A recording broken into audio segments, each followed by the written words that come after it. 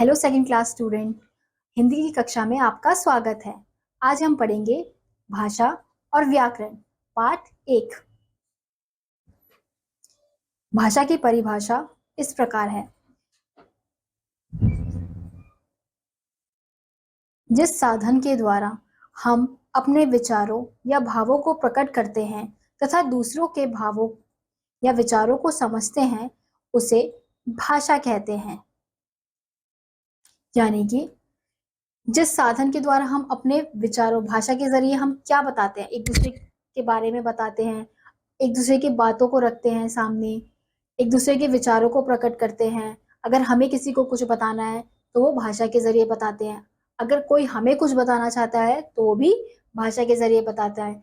तो इसी प्रकार से इसलिए कहा गया है विचारों और भावों को प्रकट करते हैं और दूसरों के भावों या विचारों को समझते हैं किसके जरिए, भाषा के जरिए। तो इसलिए भाषा एक साधन है। यह भाषा ही है जिसने हमारे जीवन को आनंद रूपी पुष्पों की सुगंध प्रदान की है। यानी कि भाषा के जरिए ही हम अपने विचारों को आदान प्रदान कर पाते हैं। देखिए, चित्र में अध्यापिका बच्चों को कुछ बोलकर समझा रही। अब जैसे कि इस चित्र में दिखाया जा रहा है कि अध्यापिका कुछ बोलकर अपने छात्रों को कुछ समझा रही है। अगर वो बोल रही है तो वो भाषा का प्रयोग कर रही है। और इस चित्र में हम देखेंगे कि अध्यापिका लिखकर अपने छात्रों को कुछ समझा रही है। और तीसरे चित्र में हम देखेंगे कि चित्र में चौराहे पर खड़ा व्यक्ति, जिसको हम ट्रैफिक पुलिस के नाम से जानते हैं, वह संकेतों के द्वारा आने जाने वाले लोगों को दिशा निर्देश दे रहा है। इस प्रकार उपरोक्त तीनों चित्रों में हमने देखा कि तीनों ही व्यक्ति अलग अलग माध्यम से अपनी बात दूसरों तक पहुंचा रहे हैं। यही माध्यम हमारी भाषा है। अब हमने देखा कि पहले चित्र में अध्यापिका बोलकर समझा रही है, दूसरे चित्र में अध्यापिका लिखकर समझा रही है और तीसरे चित्र में जो ट्रैफिक पुलिस है वो इशारों में समझा रहे हैं। तो अब हम देखेंगे कि जो पहला हमने देखा चित्र, उसमें मौखिक भाषा वह क्या कहलाएगी? मौखिक भाषा। मौखिक भाषा यानी कि बोलकर समझाना। मौखिक भाषा, यहाँ पे भाषा के 3 रूप दिखाए गए हैं। पहला है मौखिक, दूसरा लिखित और तीसरा सांकेतिक, जैसा कि चित्र में दिखाया गया है। अब मौखिक भाषा कौन सी होती है? जब हम अपने विचारों को बोलकर प्रकट करते हैं तो वह भाषा का मौखिक रूप कहलाता है। भाषा के इस रूप में ध्वनियों का प्रयोग होता है, जैसे बातचीत करना, कहानी सुनाना आदि। अब जैसे इसमें हम पहले चित्र में देखेंगे, जो अध्यापिका है वो बोलकर समझा रही थी, यानी कि मौखिक रूप से समझा रही थी। और दूसरा है लिखित भाषा। जब हम अपने विचारों को लिखकर प्रकट करते हैं तो वह भाषा का लिखित रूप कहलाता है। भाषा को लिखने का साधन लिपि है, जैसे पत्र लिखना, कहानी लिखना, निबंध लिखना। तो अब जब हम किसी चीज को लिखकर समझाते हैं तो वह क्या कहलाता है? भाषा का लिखित रूप, यानी कि लिखित भाषा। जैसे कि हमने दूसरे चित्र में हमने देखा कि अध्यापिका बच्चों को लिखकर समझा रही है। तीसरा है सांकेतिक भाषा। कभी कभी हम संकेतों द्वारा अपने मन की बात दूसरों तक पहुंचाते हैं अथवा दूसरों की बात समझते हैं। इस प्रकार की भाषा को सांकेतिक भाषा कहते हैं।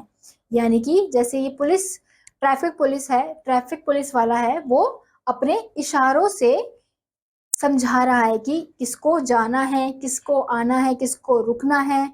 जब रुकना होता है तो वो हाथ दिखाता है, जाना होता है तो वो हाथ ऐसे करता है। तो यानी कि वो इशारों से बोलता है कि अब जाने का टाइम है, अब रुकने का टाइम है। तो इसे क्या बोलते हैं? सांकेतिक भाषा, जिसमें हम ना तो मौखिक का प्रयोग कर रहे हैं ना ही लिखित का प्रयोग कर रहे हैं, लेकिन हम इशारों का प्रयोग कर रहे हैं, संकेतों का प्रयोग कर रहे हैं। भाषा के 3 अंग हैं। अब भाषा के अंग देखेंगे। वर्ण या अक्षर। वर्ण या अक्षर जैसे कि क, ख, ग, ये क्या है?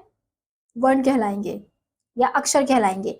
और शब्द, जब वर्णों को मिला दिया जाता है तो वो क्या होता है? संयुक्त वर्ण मिलकर क्या बनते हैं? शब्द बनते हैं। और वाक्य, अब शब्दों को संयुक्त कर दिया जाए, मिला दिया जाए तो वो क्या बनते हैं? वाक्य बनते हैं। वर्णों के मेल से शब्द, शब्दों के मेल से वाक्य तथा वाक्यों के मेल से समूह से भाषा की रचना होती है। यानी कि वर्ण या अक्षर, हिंदी भाषा में प्राथमिक कक्षाओं में सबसे पहले हम वर्ण पढ़ते हैं। जैसे कि आपने अपनी पहली कक्षा में पढ़ा होगा क, ख, आ, ये सब क्या है? वर्ण है। अब फिर उसके बाद शब्द, वर्णों के मेल से शब्द बनते हैं, जैसे राधा, पानी, काला, मोटा, ये क्या है? वर्ण को मिलाकर जो हम शब्द बनते हैं, ये शब्द बना रहे हैं हम ये।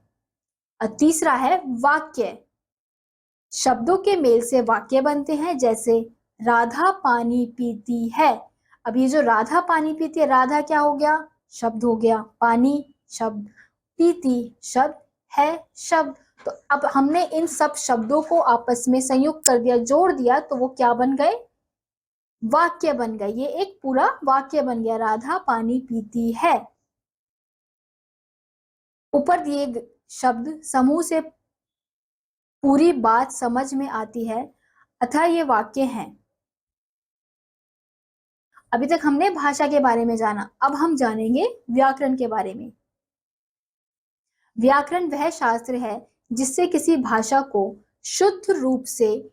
शुद्ध रूप में बोलने व लिखने का ज्ञान प्राप्त होता है। यानी कि भाषा का ज्ञान हमें शुद्ध रूप से कैसे होता है? व्याकरण के जरिए। अगर व्याकरण नहीं होता तो हमें किस प्रकार से बात करनी चाहिए, हमें किस प्रकार से अपने वाक्यों का प्रयोग करना चाहिए, कहाँ पे कौन सा शब्द लगाना चाहिए, कौन सा वाक्य कैसे यूज करना चाहिए, कैसे उपयोग करना चाहिए, हमें कैसे पता चलता है? व्याकरण से। इसलिए कहा गया है कि जो व्याकरण है वो भाषा की शुद्धता बताता है कि किस प्रकार से भाषा का प्रयोग करना है।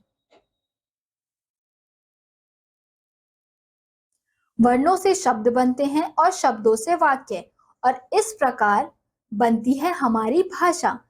परंतु भाषा के नियमों का ज्ञान हमें व्याकरण सिखाता है। अर्थात व्याकरण वह ज्ञान है जो हमें किसी भी भाषा को शुद्ध रूप में लिखना व पढ़ना सिखाता है। यानी कि वर्णों से शब्द बनते हैं, शब्दों से वाक्य बनता है, और वाक्य से हमारी भाषा बनती है।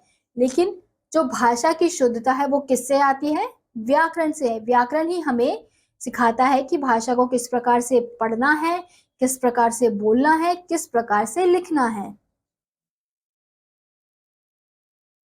तो हमने देखा, जिस साधन के द्वारा हम अपने विचारों या भावों को प्रकट करते हैं तथा दूसरों के भावों या विचारों को समझते हैं, उसे हम भाषा कहते हैं। भाषा के 3 रूप हैं। कौन कौन से? मौखिक, लिखित और सांकेतिक। मौखिक रूप कौन सा होता है? जिसमें हम बोलकर अपनी बातों को समझाते हैं या कोई बोलकर हमें अपनी बातों को समझाता है। लिखित, जिसमें हम लिखकर अपनी बातों को समझाते हैं। और सांकेतिक, जिसमें हम इशारों के जरिए बातों को समझाते हैं, संकेत देते हैं, आना जाना, खाना पीना, इस तरह के संकेत जो हम दूसरों को समझाने के लिए करते हैं वो क्या होते हैं? सांकेतिक। तो इसी के साथ यहाँ पे ये पाठ समाप्त होता है। मैं आशा करती हूँ आपको समझ आया होगा। मैं आपसे मिलूंगी अगली कक्षा में, तब तक के लिए नमस्कार।